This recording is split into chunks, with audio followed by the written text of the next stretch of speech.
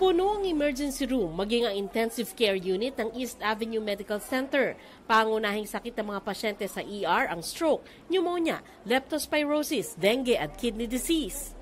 Ang East Avenue Medical Center nasa 150 ang capacity ng emergency room. Pero sa ngayon ay nasa 154 ang pasyente nila dito. Kaya yung iba, kung hindi rin naman malala ang kalagayan, dito muna sa hallway na ito, merong nakahiga naman, pero meron ding mga naka-wheelchair. Ayon sa East Avenue Medical Center, napaghandaan naman nila ang senaryo na ito na kadalasan daw nangyayari pagpasok ng bare months. Ginawa na lang ng paraan para magkasya ang mga pasyente, lalo't kung minsan umaabot nila sa 200 ang laman ng ER. May isang hilera ng pasyente na naka-life support machine habang naghihintay na maipasok sa ICU na puno rin sa ngayon.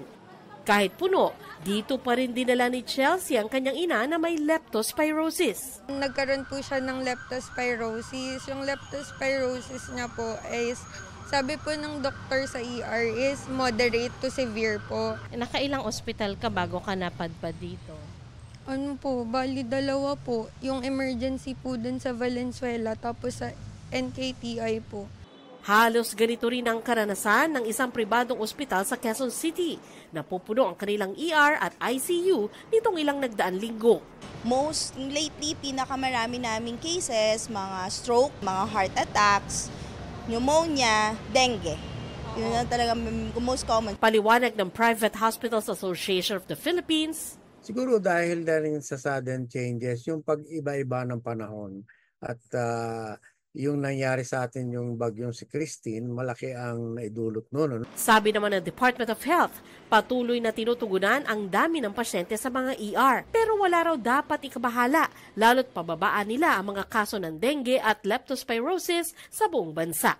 Walang isa o dalawa o kahit grupo ng mga sakit na dahilan kung bakit puno at yung parang sinasabi puno, hindi rin naman puno lahat actually. Sabi nga ng mga nakausap namin ng hospital chief, hindi naman ito bago sa kanila. Nakabantay lagi ang DOH sa status ng ating mga ospital pero hindi siya cause for concern now. Para di na umabot sa pagpapa-ospital at makadagdag sa pasyente, payo sa publiko lalo na sa mga senior at iba pang madaling dapuan ng sakit. Yung maintenance nila na gamot, kailangan talaga naiinom yon without fail.